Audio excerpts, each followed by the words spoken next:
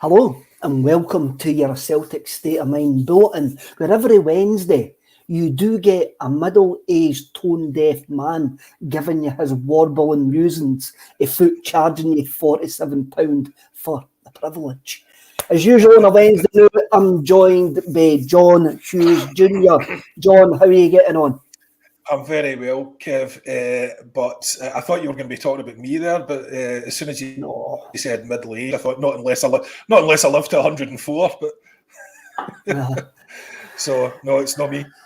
It's no you.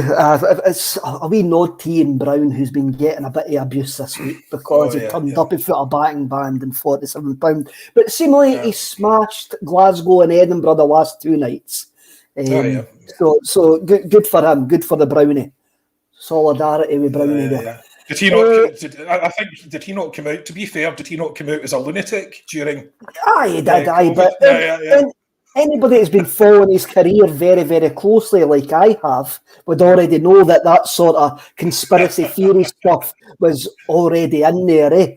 Yeah. Okay. Just thought it was worth mentioning. Just to let everybody know, I've just been to the dentist and I've got a jag. And my mouth is very, very sore. So if everybody thinks that my mouth's drooping at that side, it is. But then get worried. But my pronunciations might be even worse than usual. So I just thought I would give you all a warning there. Please like and subscribe and do the usual stuff. Remember, vote for us in the Football Content Awards. Vote for Acsom, Best Video Creator, and vote for Natasha as well for her work that she does with the women's football. Already in the comments, John, everybody's going, what's the elephant in the room? What is the elephant in the room? Oh, it remains to be seen. Keep on listening and you'll find out. Yes. Ewan Boy Martin, who's appeared, elephant in the room. And by the way, before you start being funny in the comments, no, it's not me. Well, I think Paddy already got there. There's no reason to talk about Chris Boyd. I think he's already got there. And I'm not even going to try Tahig. I hope the elephant is Taig. There you go. Yeah. There you go. So it isn't negative. It's just something that it's just interesting. Yes, it's just extremely interesting. And it's funny that we spoke about Ian Brown because some folk might actually think we go doing a conspiracy theory route here. Which is, only facts, Kev, only facts. Only facts. Yeah. Right. Let's go straight into the elephant in the room. Let's go straight into the elephant in the room. Let's go into what you called to me when you gave me that wee voice WhatsApp message, hyper doping. And I was thinking to myself, this hyper doping is no something that we used to do behind the bike sheds at Bannockburn High School. So I'll let you start. Okay, so this story is in three parts basically, and excuse me, everyone. I did sort of say to Kev, if I'm going to cover this, it's going to be a wee bit of a monologue. It's a bit of a Jack and Ori, but I think it's worth it. So bear with me. It's basically it's a doping related story, and it definitely has relation to us specifically in a couple of ways. So the first part of it is basically, so I was looking at certain things within football, and we're in an international break, so I just thought I'd delve into a few things. So I started looking into a relatively old story, the facts of which are now pretty well established within football. And other sports, there is an issue of almost legal abuse of stimulants and medicines, which is dangerous, unethical, and in many cases, definitely cheating. So you'll have seen this a couple of years ago. It got a fair amount of traction because of an EPL team seemed to be very heavily involved in it. So we started looking at this hyperdosing. So it's hyperdosing on caffeine, and in combination with the hyperdosing on caffeine, the abuse of TUEs, which are therapeutic exemption certificates. Now, you'll remember that they were sort of very famously exposed with the likes of Bradley Wiggins, So essentially what a therapeutic exemption certificate means is you have been diagnosed with an illness, and it just so happens the medications for that illness are performance-enhancing drugs. So it's legal doping, effectively. And this was the same Bradley Wiggins who was pictured in a 1997 Rangers top very, very recently. Well, I couldn't speak to that. But there's more than one connection there, let me say. So the hyperdosing in caffeine is now, it's a well-known and still legal. It is still legal technique to maximise performance. It started coming to light with the likes of Jamie Vardy and so on out talking about it. So it's incredibly dangerous for the athletes given the strain it puts on the heart. And it can only be maintained in 2 or 3 year cycles, which is why there was talk, that Liverpool wouldn't be able to maintain their form, for instance, last year or the year before, essentially. But what you're doing is like you're basically, it's like 4 Red Bulls and a double espresso and some food with caffeine in it before a game or whatever. Now you might think that is. It's not really performance enhancing. It is, but it's marginal gains, right? So it's not illegal, but it's definitely performance enhancing. But if you maintain that over a season, it's very damaging to the athlete. Now, the therapeutic exemption certificates I've just mentioned and how those are deeply, deeply unethical because, first of all, a doctor has to diagnose you with something. So that doctor, if you don't have that condition, that doctor is, engaged in, at the very least, deeply unethical practices. So, for example, there, John, I'm diagnosed as as asthmatic, right? Okay. So I get asthmatic quite bad in the summer because. I get quite asthmatic, so because it's allergic asthma I've got, and I've got a steroid inhaler. So that's the type of stuff that you're. It would be and you'd be one of like 12%, Kev, of the population. That's that would be the average in a group of people. Unlike, for instance, Liverpool squad in 2020, of the 35 players in the squad, 63% of them were asthmatic, apparently. 63%. That's an astonishing number. And that's where it really became an issue that people were taking note of. And a lot of people will have heard of it before. So asthma drugs are corticosteroids, which are fast-acting and loosening up the muscles around the airways. But I was talking to a doctor about this. It depends on the doses. And again, it's a marginal gains thing, but it depends on the doses. But certainly, if you are not taking an inhaler, but if you are able to take oral corticosteroids, they're basically steroids, and they will have you, doing far more for far longer. They're only supposed to be diagnosed, for instance, if you had a very, very serious asthma attack, they'd be diagnosed for that. But we don't know how often these guys are having very, very serious asthma attacks for which they need oral steroids. But anyway, it allows you to breathe easier, and it's similar to EPO, which is stimulates red blood cell production, and that gives more blood to the muscles, and that's very, very common in cycling and also very common in football, and that can be deadly. As I say, it is common, and this is the thing about the elephant in the room. It's just not talked about, and you'll come on to see more of what I'm getting at here. It's not talked about in football. It's just basically ignored, swept under the carpet. So the Liverpool connection then begged a lot of other questions, which some people on Twitter might remember from a couple of years ago, whether that caffeine cycling and the fairly clear abuse of therapeutic exemption certificates that we saw at Liverpool had come up the road along with certain members of the Liverpool team at that time.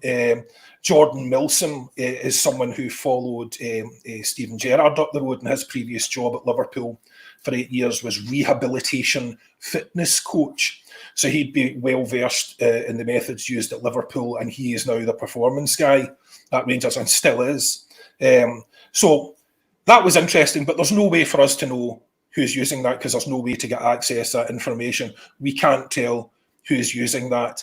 But it is interesting that it was used down there. Was it used up here? I don't know. We can only congratulate Rangers on their levels of overperformance in the last couple of years. So congratulations to them for that. Anyway, that's all I'm saying about that. The thing is though, John, Daniel Brown comes in here and he's making a decent point. You're saying that's unethical, but it's not illegal. So they are within the rules of doing it. We're not talking about Dolph Lundgren and Rocky IV when he's up the top of that mountain getting injected with whatever he's getting injected, but he go and fight Sylvester Stallone. No. So we're not yet. Bear with me. It gets better. But again, with that point, the hyperdosing of caffeine is legal, completely legal, right? That's fine. You want to put your heart under that much strain, that's fine. As I say, it can't be maintained and it's only in a 2 or 3 year cycle. The abuse of therapeutic exemption certificates is not legal. It's not legal. Now, if you have been diagnosed with something that you do not have for purposes of enhancing your performance, that is not legal. Now, it was difficult to prove, which is why there was a sort of, the scandal around Wiggins and other people.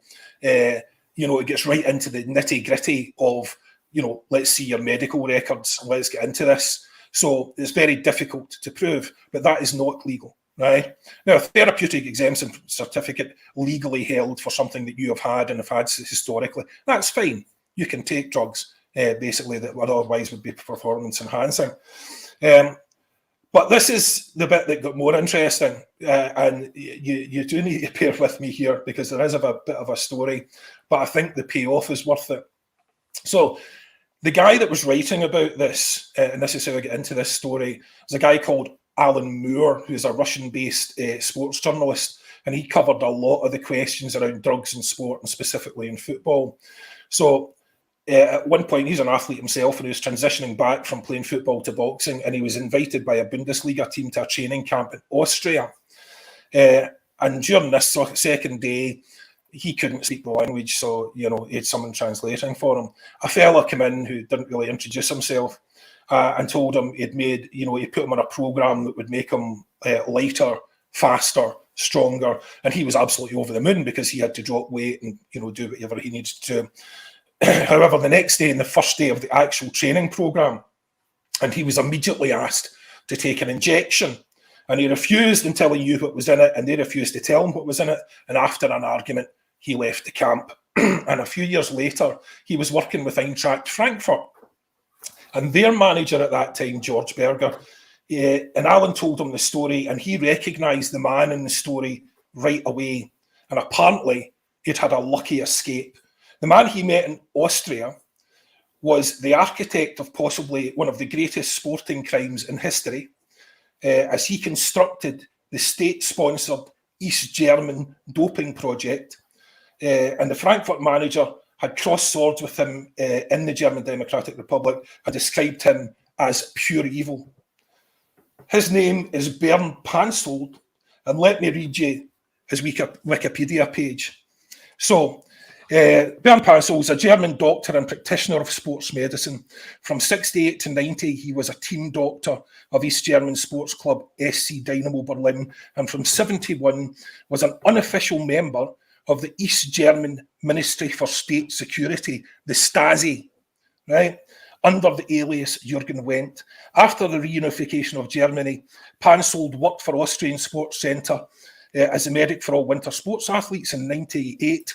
He was convicted by a German court for the doping of underage persons in 9 cases. So, extrapolating from that, he's doped thousands and thousands and thousands of people, but they could only get him on the underage ones because they couldn't give consent. He was then released from his position by the Austrian Ski Association. And since 2003, he has been in another job as director of a diagnostic and training centre. Now, this is a man who constructed the East German state doping system, which took poor people in desperate states in communist Germany and essentially forcibly injected them and gave them all sorts of stuff that was absolutely horrific. I don't know if you remember a couple of athletes from around that time. I remember Postecoglou, the 800-metre runner. She looked more like a man than a woman. So it was a remarkable state of affairs. These people were being desperately, desperately abused by the state system. He was responsible for that. He was a man described as pure evil by a fellow manager, and he was fined for doping underage people, right? This man is the Diagnostic and Training Centre Director for Red Bull, right? He covers Red Bull. So he covers Red Bull Leipzig, Salzburg, and anyone else in that. So the man creating the programmes for these players that we're up against. Now, you know, you can't obviously accuse him of anything because he could well be the first leopard ever to get a full spot transplant. But that to me was absolutely shocking. Shocking that he is in charge of the athletes under Red Bull, and specifically, the team that we're going to be playing twice here coming up. This man is a criminal. You know, he's already been convicted. He is a criminal, and far worse than that, the things they did under that state system that he constructed in East Germany were horrific, absolutely horrific crimes against humanity. So, you know, this is what I thought was absolutely shocking. Now, you cannot. Now, apparently he's been working with people, American athletes, and none of them have been caught and so on and so forth. I would just remind everyone of the lengths to which people will go to, and especially someone is heavily involved in that. I don't know if you remember the Balco Labs scandal, where the FBI raided a laboratory on a tip back in 2003.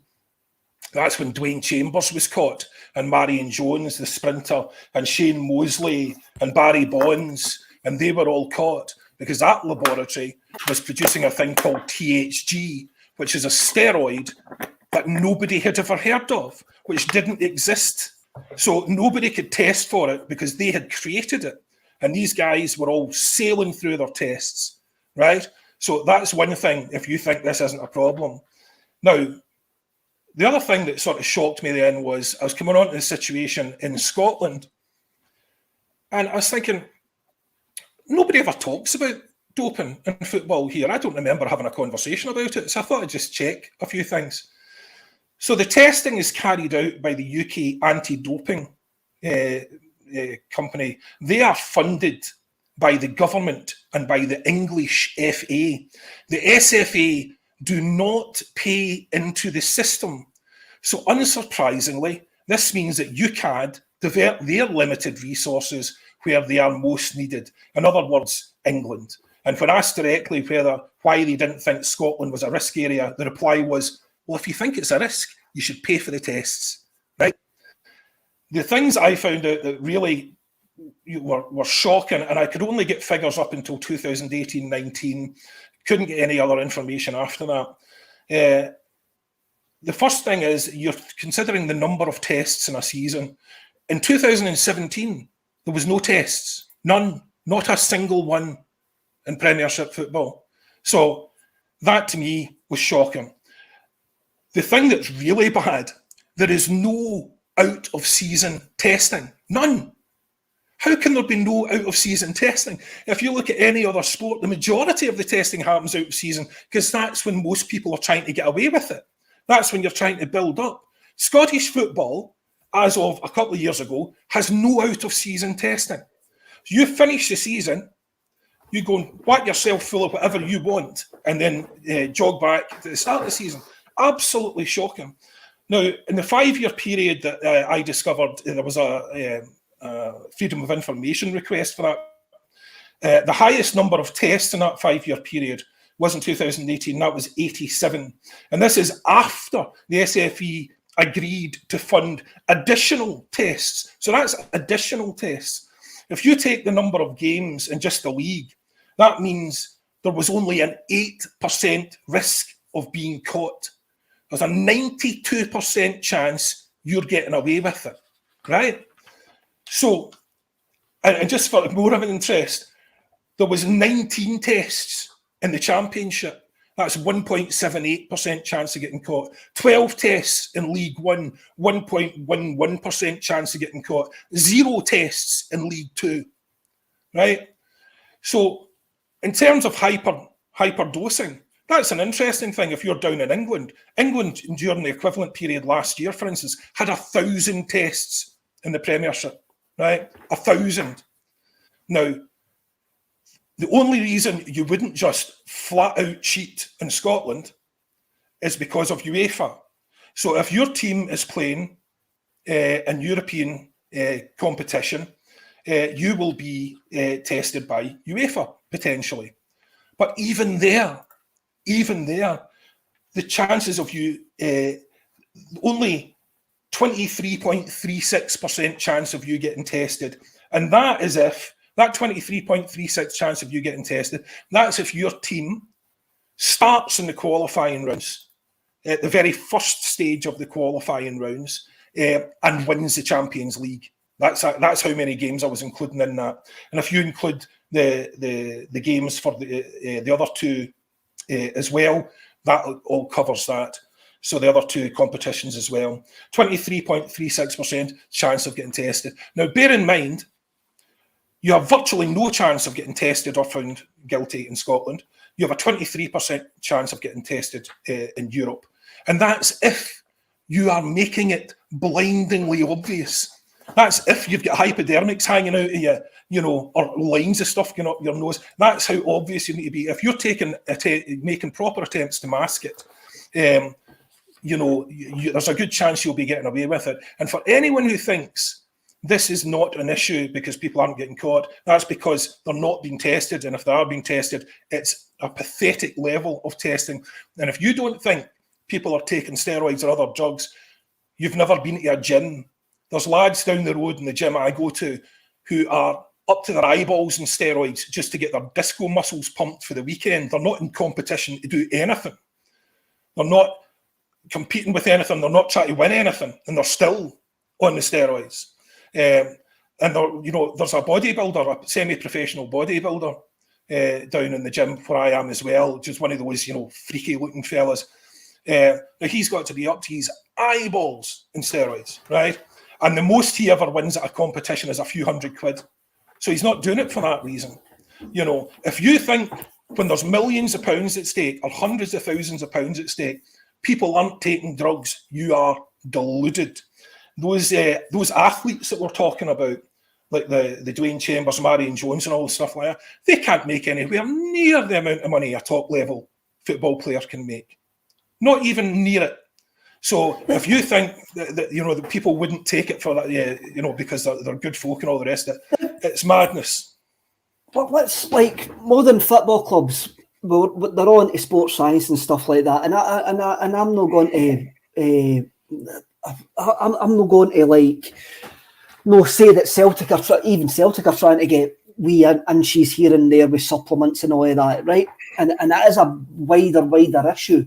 I think it's a wider issue is that it's a sport that's inherently corrupt, and they didn't want to have a look at this stuff because they're all just interested in making money. And we can all go on. We can all look at teams and go, they never get injuries. We didn't get any injuries. And sometimes I hear like folk going like that to us. We didn't get any injuries, or we blame injuries on Barrafield or Lennoxtown or something like that, where it's all getting down to sports science. And we're talking about small things here, But until something is proved illegal, John, this is all just sort of like hearsay. No. Like, I ken the therapeutic extensions are illegal, but as you say, there's crooked doctors there's crooked doctors everywhere. There is. No, Kev, if there's enough money involved. You're conflating the two issues, though, because one of them is the hyperdosing, right? And that's fine. That's marginal stuff, but that's not what the story is. The story is here. Certainly, the first story was about your man who is like a monster of a human who is in charge of Red Bull. The second part of that was you can properly cheat in Scotland. You can properly cheat. You don't need to be hyperdosing. If your team's not in Europe, there's almost no chance you're getting caught. And if you're in the lower leagues, there's absolutely no chance you're getting caught. You can be taking steroids, you can be taking whatever you want, because you're not going to get caught. The chances of you getting caught are infinitesimally small. You're not going to get caught based on those percentages. So, this isn't a case of, hyperdosing. I'm talking about actual cheating. So if you're in anywhere below the European clubs in the Premiership, for instance, there's 8% chance of you getting caught. There's 92% chance you're getting away with it. You can be filling yourself full of steroids. You can be filling yourself full of EPO. You can be filling yourself full of whatever you want. There's virtually no chance you get caught. And if you're telling me that for wages that are in the hundreds of thousands, people won't do that, I'm telling you, you're incorrect. People, you can get clean away with proper cheating. That's my point. And even if you are, with a club that's playing in Europe, there's still only a 23% chance of getting caught. And once I looked into it, apparently there are acknowledged programs, sort of dodgy, healing hands program of, I think it was Bayern Munich, and Juve had a program called such and such and all the rest of it, otherwise acknowledged to be, on the dodgy side of legit.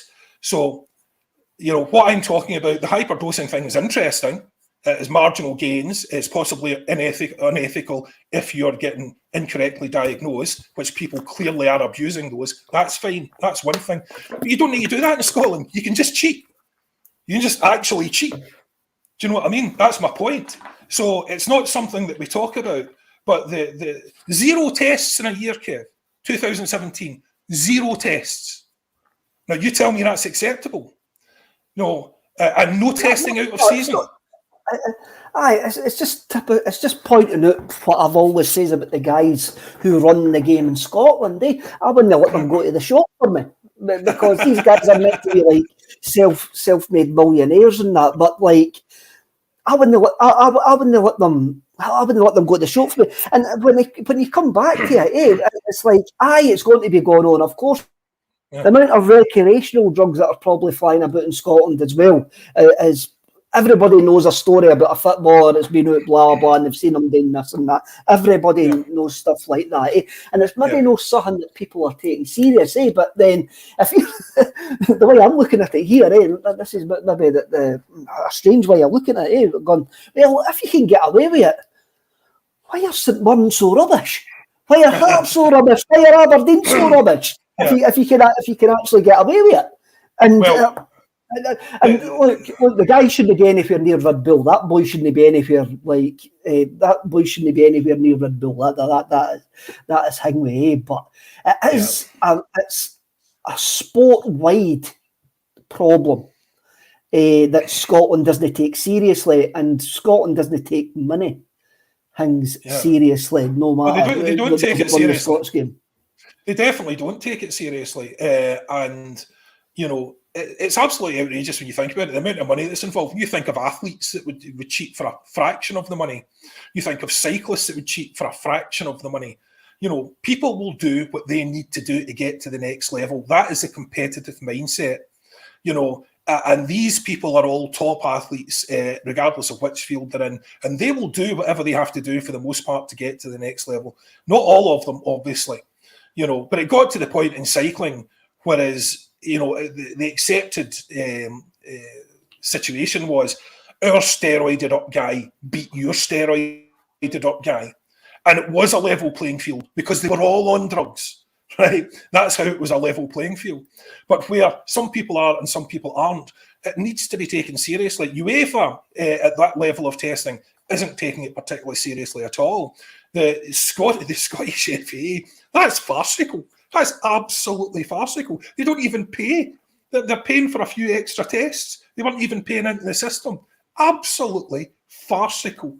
And no testing out of season, which is when, 3 out of 5 tests will happen because that's when you go.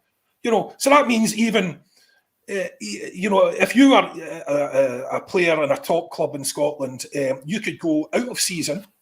As I said before, you could take whatever you want. No one's going to be coming round and testing. As long as it's cleared up for the start of the start of the new season, Bob's your uncle. And even if it isn't cleared up for the start of the new season, you've only got an 8% chance of getting tested.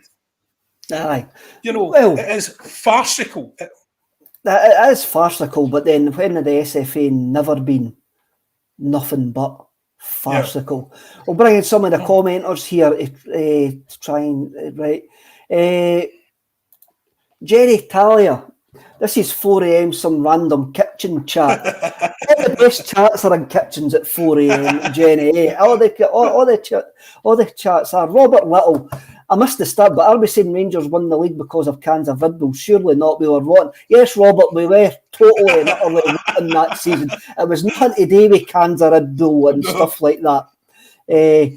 Ryan Kelly, didn't know Acsom had Dr. Hillary for ITV on today, Johnny. So that's the thing with there. And Carl N. If Dundee United are on drugs, I didn't want any of it. That's a great point. John, the international break's finished now. The international break's done and dusted. Happy days. Right. Serious word. I'm going to have a serious word about anybody in the comments. Anybody in the comments starts saying that Jack Hendry and Ryan Porteous are good enough for Celtic, I'm barring these. I'm not having any of that. Today. They had one decent game last night. They done well, but let's not run away for ourselves. International chat. The media are building us up that we've got an injury crisis, John. Players who have injured or have been sent home injured or meant to be falling apart are Haskabanovic, David Turnbull, Aaron Moy, Dyson Maeda, Yorgos Giacomakis, Greg Taylor, even though he actually played 70 odd minutes last night, Leela Bada, Cameron Carter-Vickers and Starfelt. Obviously Cameron Carter-Vickers didn't play for the USA. So some Celtic fans and the media are getting themselves in a little bit of a tiz that we're going to have an injury crisis. For me, that is absolute rubbish. We will not have an injury crisis because basically, we've got a big enough squad. And no matter what happened in the last game, what happened in the last game, we've still got a good enough squad, and we've still got a squad that would walk into the majority of the domestic game. So all of this flapping about, for me, is no warrant needed whatsoever. Well, we just need to get to the January transfer window, Kev, when we can sign Porteous and Hendry. To take over. Just see, you're going to ban people in the chat, but I'm here. You can't ban me yet. So I can remove you, mate. I can remove you.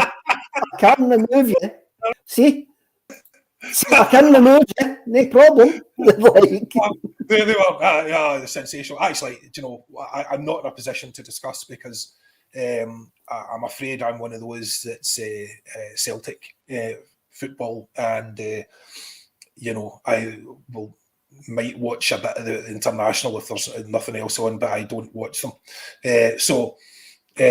The bits I did see were just, I noticed a couple of people talking about, again, Hendry, but I've had this discussion before when Hendry was playing well for Scotland. And nobody seemed to think he was good enough for Celtic even then. Or when he was playing well in Belgium, people still didn't think he was good enough for Celtic even then. Porteous, I don't know enough about him other than playing against him. I did notice Natasha tweeted last night they had a very good last gasp tackle at one point. Fair play to the lad. If he's come in, he's done well. He's a young guy. You can only hope he goes on and improves. in terms of us getting people back. Like, I don't know what the injury list is going to be, because it's fluctuating from day to day in terms of what people are saying. Frank McAvenny in the paper yesterday saying he'd been told that Cameron Vickers was out for quite some time. Like, you're talking about a number of weeks here, which would be absolutely terrible if he's out for the Leipzig games. So that's not ideal. And again, if Starfelt's out as well, that leaves us with Jens and Welsh at the back. And I'm not concerned about Motherwell, but I'm very concerned about Leipzig if that's our centre half pairing. And no harm to them.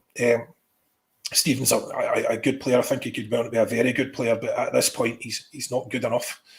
And it's not even a matter of not good enough. Our first choice pairing are out, so clearly the second choice pairing are not the preferred option. In terms of the creative, I see that Hatate was managed to come through pretty much unscathed, so that's good. Callum McGregor is unscathed, so that's good, and apparently played very well last night. Now, O'Reilly I saw get taken off for the Denmark under-21s, so I don't know his status. And in terms of up front, Kyogo I think is unharmed, so at least that's something. Jota, as we know, will be unharmed, so at least that's something. So how many people, technically speaking, are we actually potentially missing from the squad that you would put out? We might be a bit short on the right if Abada's injured. And Maeda is definitely injured by the looks of it. I don't know Abada's status, but again, we have Abada there. We have James Forrest who can come in and do a job. So that would still give us a front line of Kyogo, Jota, and Forrest. Which is 2/3 of what you'd be looking for, and the midfield could be 2/3 of what you'd be looking for. The defence, ideally would be half of what you're looking for, but against Motherwell that shouldn't be significant. I don't think the defence is the issue. Much like against St Mirren, I think the issue is going forward from the midfield onwards. We need to be more direct. We need to be faster. The passing needs to be with more purpose. And fewer touches, all that sort of thing. It's been covered in depth, but at the end of the day, should we be worried about Motherwell? No, I think the guys now who are in this team have a point to prove. They have a very significant point to prove if they want to play in Europe in the following couple of weeks. They have to come back and show the manager what they're made of. The manager will have been very annoyed and very disappointed after St Mirren. He's not going to have forgotten about that. He's not going to be forgotten about the guys who he gave a chance to and who let him down. So he wouldn't have forgotten about that. So these boys, some of them are it's a shaky nail if they're looking to get anywhere near Europe. So, they have to come in and give a serious performance here. So I'm expecting the potentially here. I'd like to think they come in and just blow Motherwell away, and I really want Kyogo to get on the score sheet and have a good game. He seems to be lacking in confidence. He's not been playing particularly well. He get hooked for Japan as well. I see, he's trying, but he's just not, the end product isn't there at the moment. So I really, really would like to see him getting back on the score sheet. I think Giacomakis is going to be injured for this one by all accounts, but that's not clear. It's not clear yet. Gus Poyet came out and says he very much doubt they would make it for the weekend. The usual Graham Souness Rangers trick, that when the Rangers players used to mysteriously get injured before playing for Scotland, and all of a sudden they would play at the weekend. So maybe Gus Poyet's just trying to cover his back. Crash Awesome comes in, and this was talked about yesterday. We have 13 games in 43 days. How many do you think Kyogo will turn up in? John, you says last week that you didn't think Kyogo was playing well. I think a couple of games have passed her by. I actually watched the first half of the Japanese game yesterday, and it was absolutely dreadful, truthfully. It was a dreadful game of football, and Kyogo got took off, but they could have took off any of the other 10 outfield players, truthfully, because it wasn't a very decent game of football. I think sometimes Kyogo the game can bypass Kyogo until he turns up and does what he needs to actually do. But I think that's the way our centre forwards actually play. I just think there's been a massive overreaction to the defeat to St Mirren, to the level of the quality that we actually have in the squad. It was an absolutely horrific game against St Mirren. Horrific. It was horrible. All 16 players involved, 17 players at World were absolutely terrible. But I think we make wild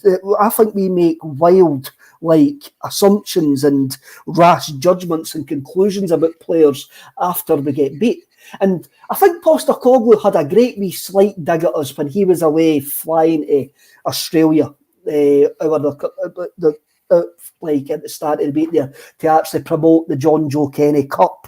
And he was saying that I had to get out of the country because we had lost our first game in a year. I mean, what we were actually saying, well, what some were actually saying on the channel before, and other channels and all Celtic media, this was the best squad we've had at years. Next thing you can, we get beat off St Mirren at the new Love Street, whatever, and we're all saying, rip it up and start it again, we're all rubbish.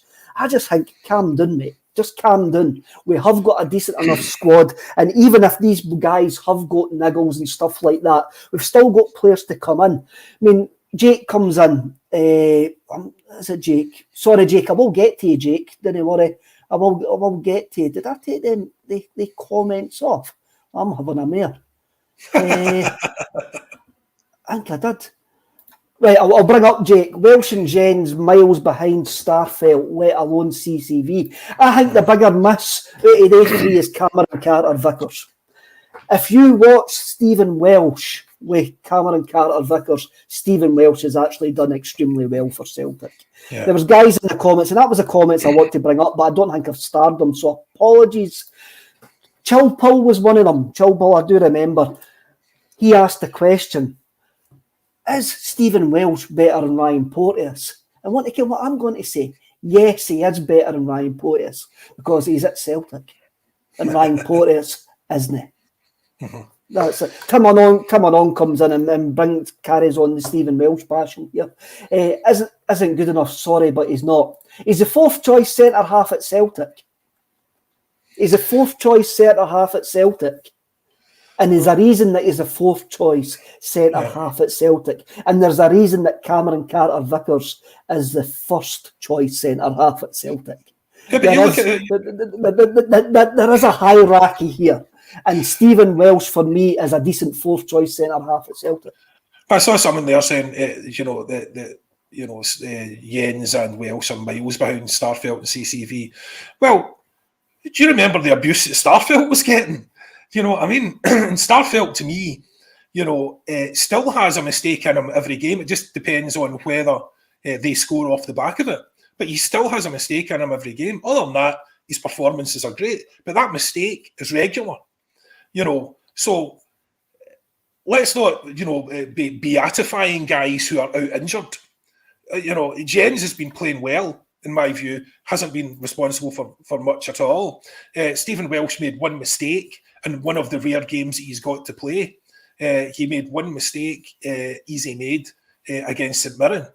So, other than that, he is a beautiful distributor of the ball.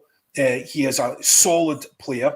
And I have no problems with him at all at SPFL level. Europe's a different matter, but he's not really been given the opportunity to improve on that because essentially he hasn't really had any game time. He might never get the game time is the thing, So he does have a physical issue in as much as he's just not as tall as you'd want your centre halves to be. But Cameron Carter-Vickers isn't exactly an imposing presence height wise. He is solid now. He's a tank of a man, but he's not imposing height-wise. So, we have, people, you're talking about people reacting wildly. All you need to do is look at Twitter after any defeat or even after any victory. You say one thing about a player, someone else will be going to say the exact opposite. So people have wild, opinions all the time. It's just the nature of the beast now. We get to see more of them than we used to, but there are some wild opinions out there. And especially when people take against a particular player, they just wait for, the guy will be on fire for 6 months and then has a bad half hour Next, there'll be a comment up saying, "Oh, he's garbage. He's rubbish. He's garbage." So I saw saying someone on there. There's more of them actually. People talking about Kyogo. Kyogo's had a quiet few games. He's still top of the scoring charts, isn't he? He's still got 6, I think, top of the scoring charts. He's had a quiet few games. Am I going to just start saying Kyogo is rubbish? That doesn't mean he's rubbish. It means he's had a quiet few games. It means he's not in particularly great form. That doesn't mean he's rubbish. It doesn't make him an overrated player. It doesn't make him a poor player. The people doing that just need to. I mean, come on. I know. I mean, this is what I'm talking about: being utterly wild and sniffing your sister's socks, man. I mean, that is like a terrible comment, which is not factually backed up whatsoever with what we've actually seen over the last year. So come on, Ryan. Unless you're a Rangers interloper, I think you're on the wrong podcast, mate. I really do. I really do. That's a bad one. Sniffing your sister's socks, that's dreadful. But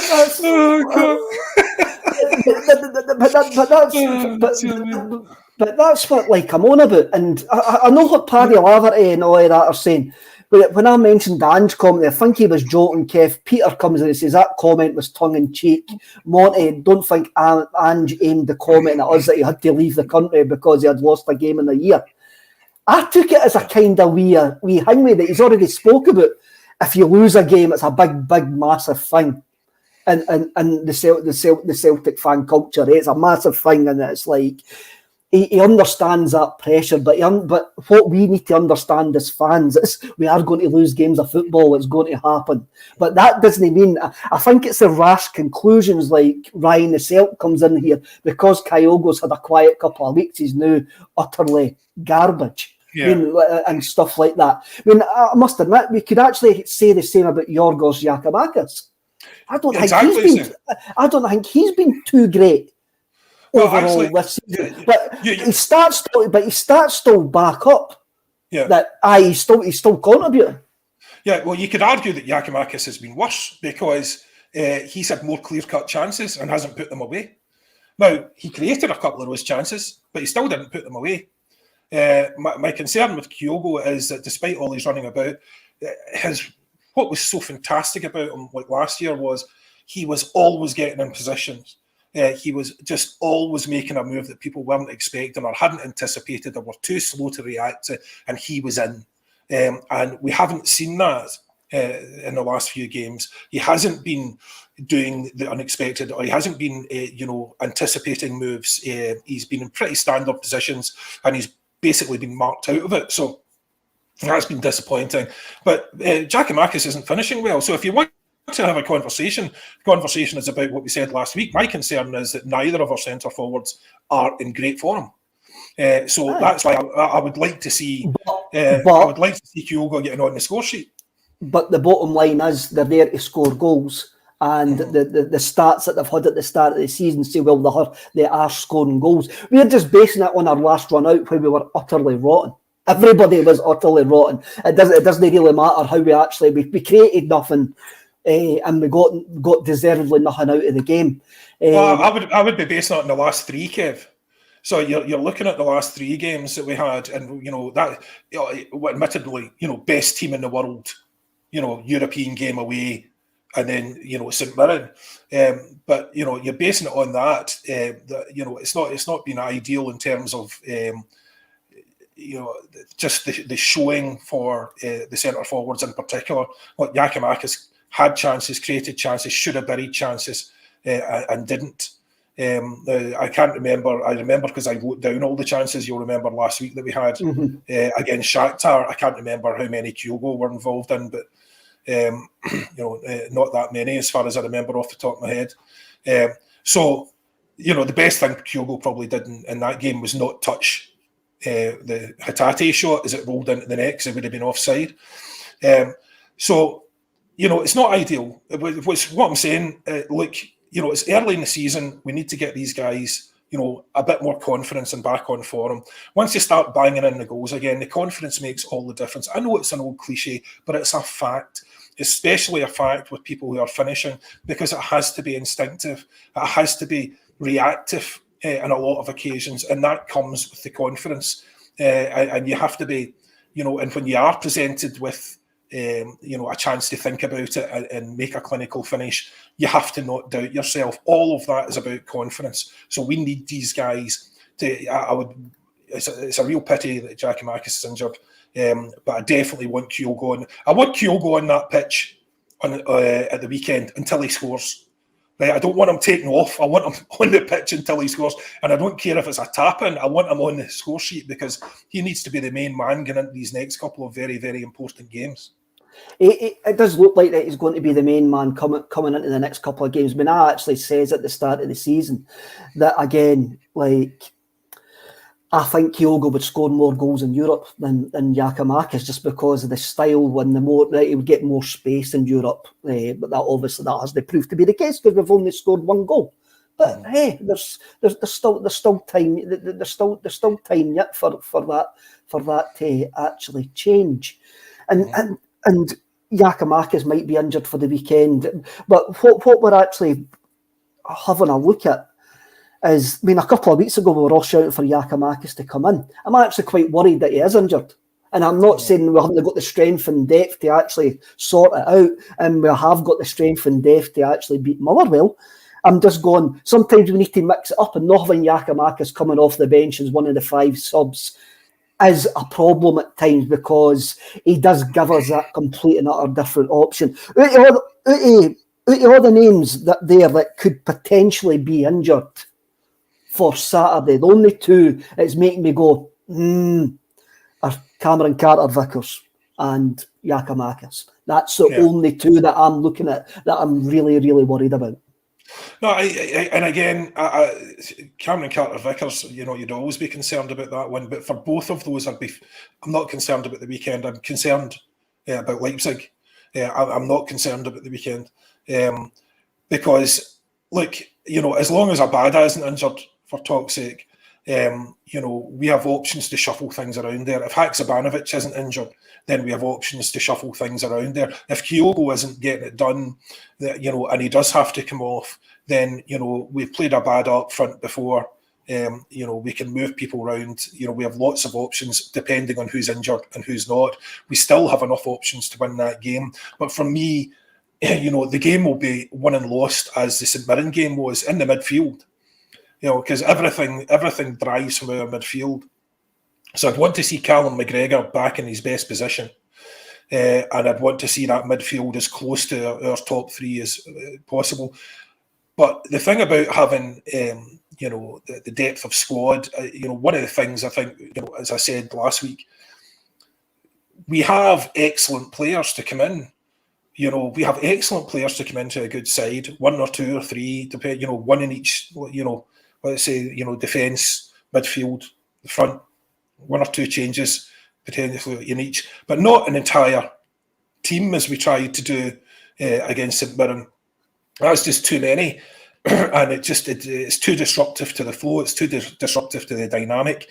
So, if we have to replace one guy in the midfield, I've got no problem with that, whether that's a Turnbull or a Moyer or whatever. No problem with the one guy getting replaced. 2 of them getting replaced is an issue, as was clearly shown. Up front, if you have to replace one guy, I think we've got enough to shuffle that round. In the defence, I still think our reserve centre-halves are more than good enough for the SPFL. That shouldn't have been a problem against St Mirren because, we should have been too busy pummeling their goal with the 80% possession that we had. So, I don't think that's down to them. And, we should never have been letting them press us the way that they were. It was a very, very bad game. And I don't think we're going to see that again. So I'm not concerned about the defence at this level. That centre-half pairing going into the European games would concern me greatly. Of course, that would concern you going into the European games. Of course it would. And that's... You're not... like belittling the two guys that having to go in there. It is just a matter of fact. There's a hierarchy, and you're losing your first choice centre half, and any other pairing after that is a downgrade because your first choice centre half is not there. I was thinking about this when Ange Postecoglou was on the flight going to Sydney, or was it Melbourne? I think it was Sydney that he was going to. Well, he was flying back to Australia anyway. And after his what's probably like the new Minions film, their eyes are grew, realised it's rubbish or something like that. So he started thinking about what would he have learned for the St Mirren game. And what I learned for the St Mirren game is you can't have a Celtic team without O'Reilly or Hatate in the starting lineup. One of them has got to start, and you can't replace the two of them. I think that's what's overall hindsight, because we're all absolute geniuses with hindsight. That the genius with hindsight is if you can't drop the two of them, one of them's got to play because they give us that something different in the middle of the park. And what's probably also in hindsight, we still haven't got that Callum McGregor replacement yet. No. Well, hopefully Abelgard will get game time soon. Hopefully this is the game to do it. You'd like to think we could batter a few in the first half and then get some boys off, and get game time into the legs of some guys that we're going to need going forward. And hopefully he is good enough to take the reins from Callum McGregor, because that's a big ask. Because when Callum McGregor is playing well, we play well. For the most part, so that's a big ask. But as you said, and I think as I said last week, against a very, very well organised physical side, you need creative spark. You need a bit of magic. And again, as we said before, the sort of Lennon-Rodgers way of just passing it along the front, or passing it all around in circles in a U-shape or a horseshoe shape until everyone falls asleep and loses the will to live, is not effective against teams that are digging in like that.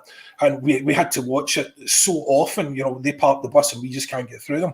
That's not been the case, for a good while now. It's not been the case for a good while because we were able to draw them out. We were able to get through them. But you need that bit of quality, because there isn't a big enough gap between people who are prepared to park the bus and be physical and be very, very well organised. There isn't a big enough gap between our players and their players. If the system isn't working, or we don't have any creative players in the side, So for me, you can expect those kind of results if they're going to dig in and be very good. Now, to be fair, they were pretty lucky as well. They were very, very good. But, we had 80% possession, should have done an awful lot more with it. But that just shows you how ineffective the system was on the day.